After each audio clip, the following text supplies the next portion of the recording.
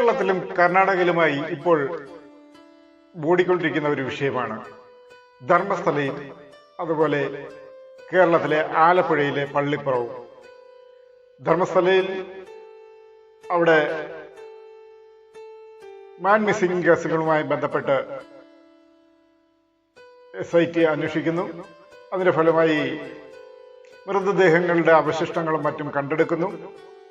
അതേ സാഹചര്യം തന്നെ കേരളത്തിലും ഒരു സ്വകാര്യ വ്യക്തിയിൽ നിന്ന് ഉണ്ടാകുന്നു. ആലപ്പുഴയിലെ ഒരു സ്വകാര്യ വ്യക്തിയുടെ സ്ഥലത്തു നിന്നും പഴയ അസ്ഥികൂടങ്ങളും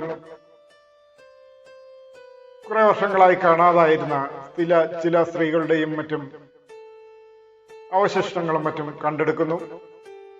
അതിനുണ്ടായ സാഹചര്യങ്ങളും അതാരാണ് ചെയ്തത് എന്നതിനെ കുറിച്ചുമൊക്കെ നമുക്കൊന്ന് മനസ്സിലാക്കിയാൽ, സെബാസ്റ്റ്യൻ എന്ന വ്യക്തിയാണ് ഒരു സൈക്കോ കില്ലറായി മാറിയിരിക്കുന്നത് കേരളത്തിൽ. ആരാണ് ഈ സെബാസ്റ്റ്യൻ?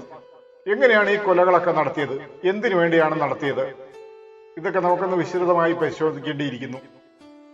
മാധ്യമങ്ങളെല്ലാം തന്നെ ഇതിനോട് റിപ്പോർട്ട് ചെയ്യുന്നുണ്ട്. എന്നിരുന്നാലും നമുക്കും ഒന്ന് അത്യാവശ്യമായി പരിശോധിക്കേണ്ടത് ആവശ്യം തന്നെയാണ് ഈ കാലഘട്ടത്തിൽ.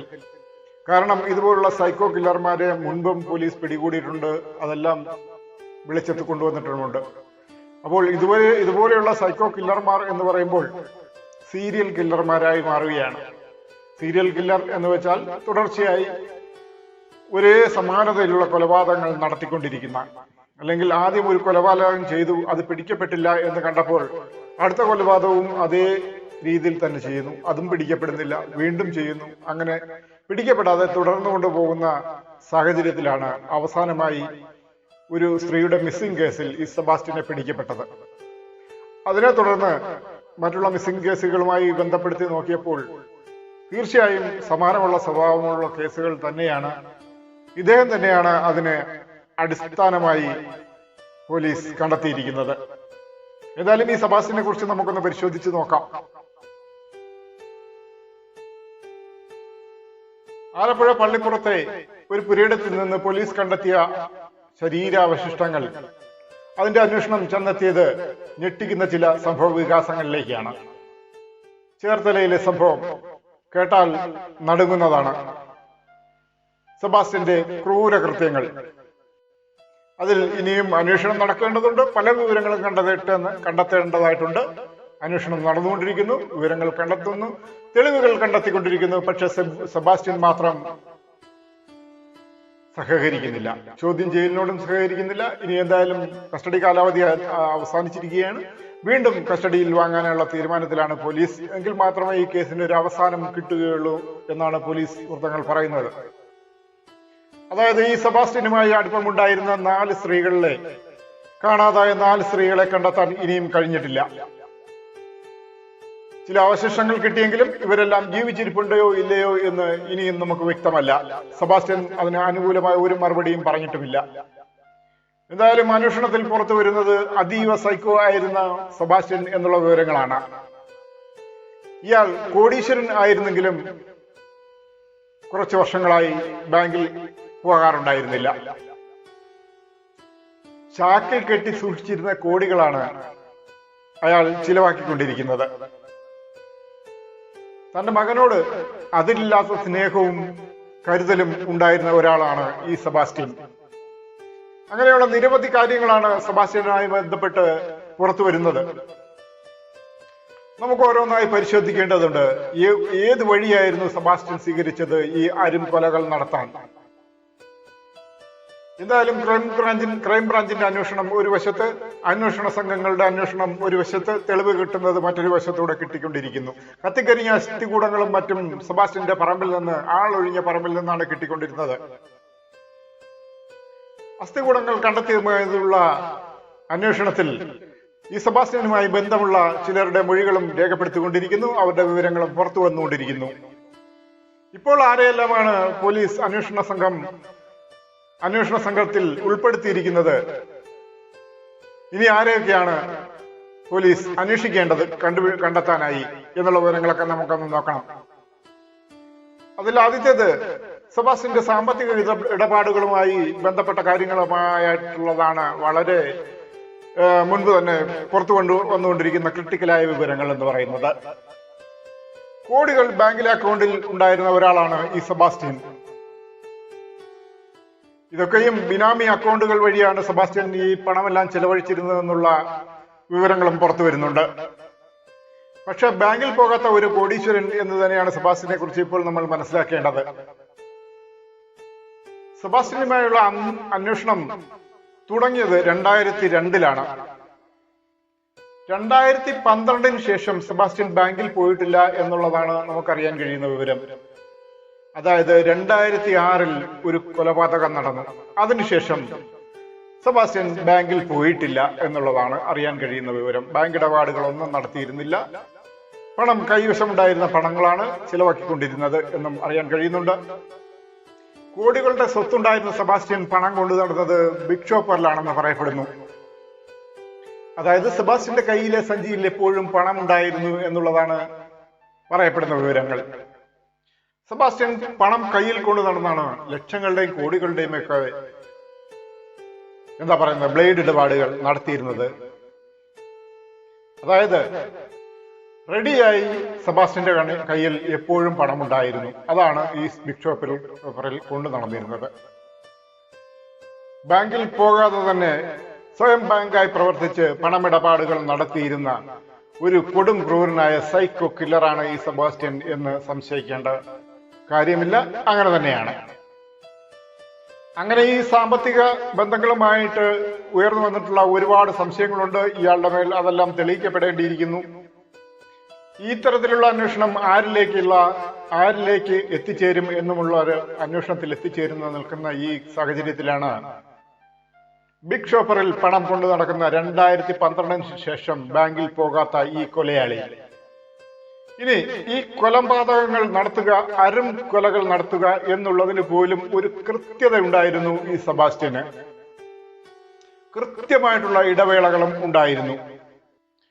അതായത് നമ്മുടെ സൈക്കോളജിസ്റ്റുകൾ പറയുന്നത് പോലെ എല്ലാ സൈക്കോ കില്ലർമാർക്കും ഒരു പാറ്റേൺ ഉണ്ടാവും.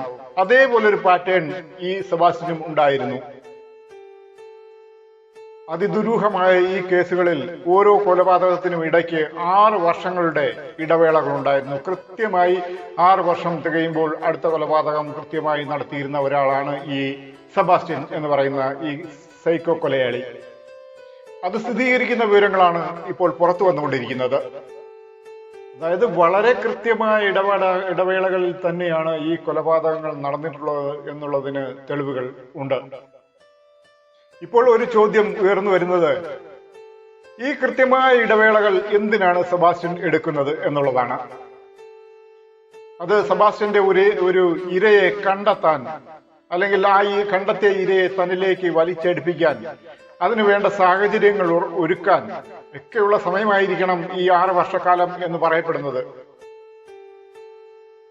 ഇതെല്ലാം ചെയ്തതിനു ശേഷം, വിശ്വാസ്യത വരുത്തിയെടുത്തതിനു ശേഷം മാത്രമാണ് കൊലപാതകങ്ങൾ നടത്തുന്നത്.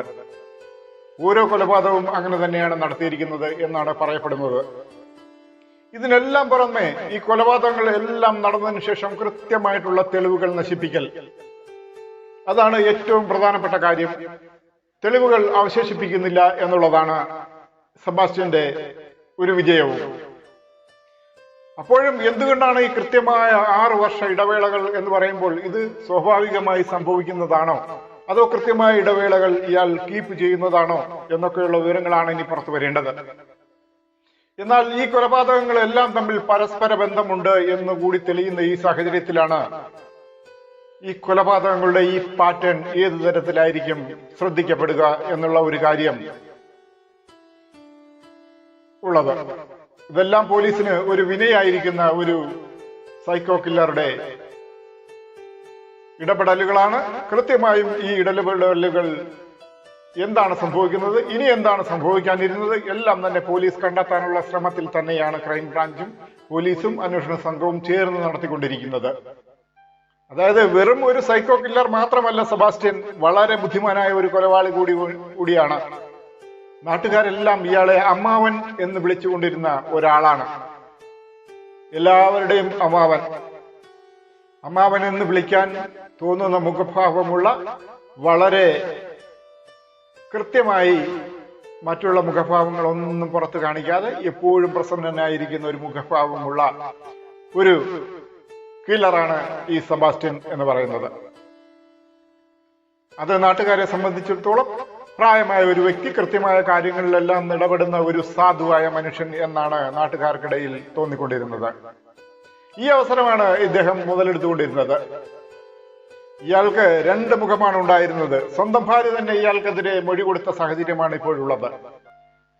ഇത് ബുദ്ധിമാനായിട്ടുള്ള ഒരു ക്രിമിനലിന്റെ കഥയാണ്. കഥയല്ല, സംഭവ കഥയാണ്.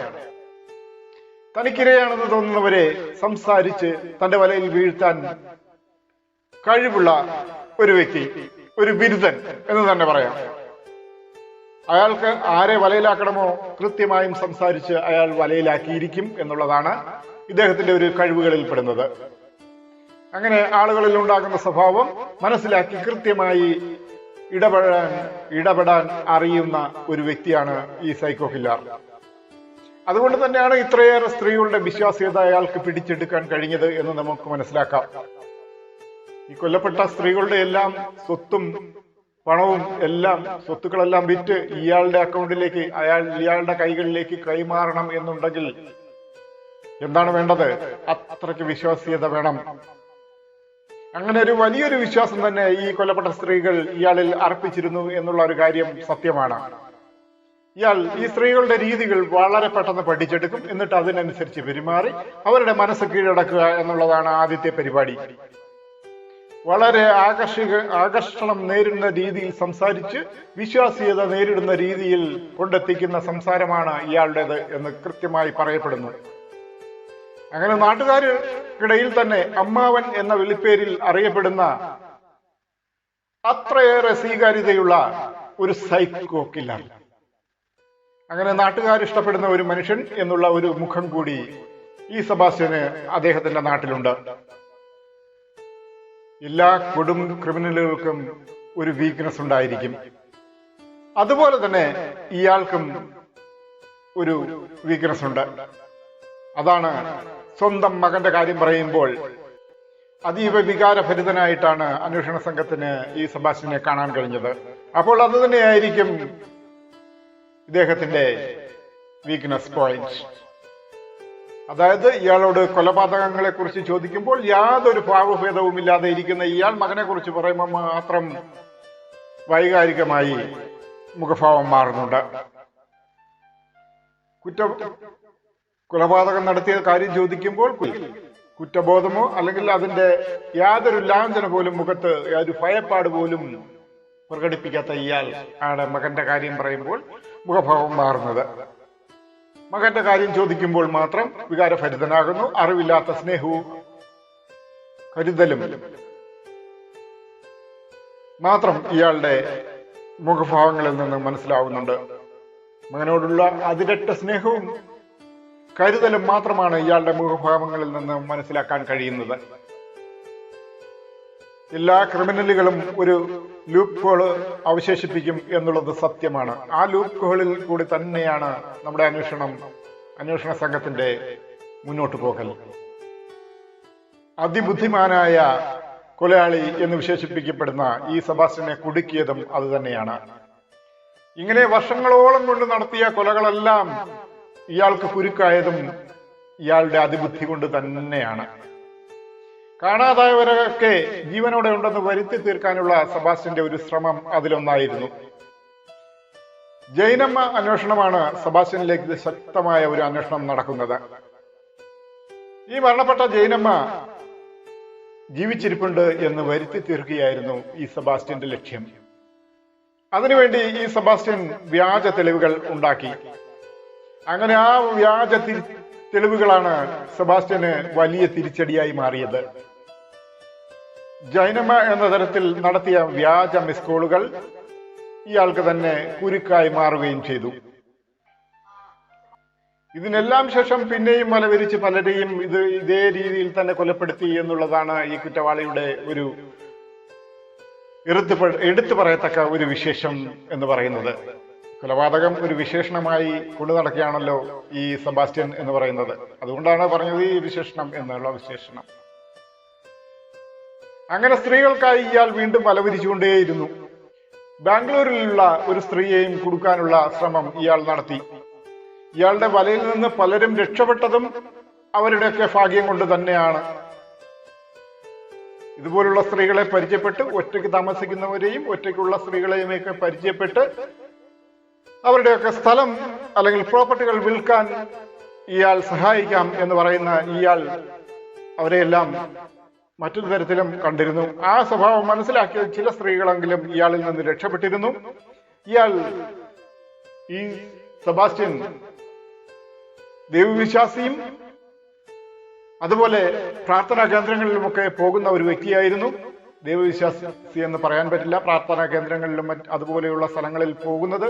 ഇയാളുടെ കയ്യിൽ ഏതെങ്കിലും സ്ത്രീകൾ അകപ്പെടുമോ അല്ലെങ്കിൽ ഏതെങ്കിലും സ്ത്രീകളെ വശീകരിക്കാൻ സാധിക്കുമോ, അവിടെ വെച്ച് ഇങ്ങനെയുള്ള സ്ത്രീകളെ കണ്ടുമുട്ടാൻ കഴിയുമോ എന്നൊക്കെയുള്ള ശ്രമത്തിനാണ് ഇയാൾ പ്രാർത്ഥനാ യോഗങ്ങളിലും പള്ളിയിലും അതുപോലുള്ള പ്രാർത്ഥനാ സംഗമങ്ങളിലുമൊക്കെ പങ്കെടുത്തിരുന്നത് എന്നാണ് പോലീസ് പറയപ്പെടുന്നത്. ഇതുപോലുള്ള പ്രത്യേകതകളാണ് ഈ കേസന്വേഷണത്തിന് മുന്നോട്ട് കൊണ്ടുപോകാൻ സഹായിക്കുന്നത് എന്നും പോലീസ് പറയപ്പെടുന്നുണ്ട്.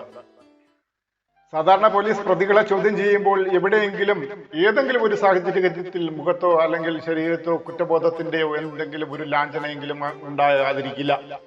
എന്നാൽ ഈ സെബാസ്റ്റ്യനെ സംബന്ധിച്ചിടത്തോളം അങ്ങനെ ഒരു ഭാവമാറ്റങ്ങളും അങ്ങനെ ഒരു കുറ്റബോധവും മുഖത്ത് വന്നിട്ടില്ല, പ്രകടിപ്പിച്ചിട്ടില്ല. അന്വേഷണത്തിനോട് യാതൊരു വിധത്തിലും സഹകരിച്ചിട്ടില്ല എന്നുള്ളതാണ് ഏറ്റവും പറയപ്പെടേണ്ട വിഷയം. ഇതൊക്കെ തന്നെയാണ് പോലീസിനെ കൂടുതൽ നാൾ ഇയാളെ കസ്റ്റഡിയിൽ വയ്ക്കാനുള്ള ചുമതല വേണ്ടിവരുന്നത്. ഈ സെബാസ്റ്റ്യന്റെ ചോദ്യം ചെയ്യലിനോടുള്ള നിസ്സഹകരണമാണ് പോലീസിനെ ഏറ്റവും കൂടുതൽ വലയ്ക്കുന്നത്. ഇനി ഇയാളുമായി ബന്ധപ്പെട്ടുള്ള മറ്റുള്ളവരുടെ സാഹചര്യങ്ങളിലേക്കാണ് പോലീസ് ചെന്നെത്തിക്കൊണ്ടിരിക്കുന്നത്. ഇയാളുമായി ബന്ധമുള്ള എല്ലാവരെയും ചോദ്യം ചെയ്യാനാണ് പോലീസ് തീരുമാനിച്ചിരിക്കുന്നത്. എങ്കിൽ മാത്രമേ ഇയാളുടെ കുറ്റകൃത്യങ്ങളുടെ എല്ലാ വിധത്തിലുള്ള തെളിവുകളും ഇയാൾക്കെതിരെ ശേഖരിച്ചതിന് ശേഷം മാത്രമായിരിക്കും ഇയാളുടെ മുന്നിൽ തെളിവുകൾ നിരത്തുക. എങ്കിൽ മാത്രമേ ഇയാൾ സമ്മതിക്കുകയുള്ളൂ, അന്വേഷണത്തോട് സഹകരിക്കുകയുള്ളൂ എന്ന് പോലീസ് വൃത്തങ്ങൾ വ്യക്തമാക്കുന്നു. ഇപ്പോൾ വീഡിയോയ്ക്ക് ലെങ്ത് കൂടിയതിനാൽ ഈ സൈക്കോ കില്ലറുടെ രണ്ടാം ഭാഗം അടുത്ത വീഡിയോയിൽ വരും ദിവസങ്ങളിൽ ഉടൻ തന്നെ ഉണ്ടാകുന്നതാണ് പ്രതീക്ഷിക്കാം. അപ്പോൾ ഈ വീഡിയോകൾ കണ്ട് പ്രോത്സാഹിപ്പിക്കുക, കാര്യങ്ങൾ മനസ്സിലാക്കുക. നമസ്കാരം.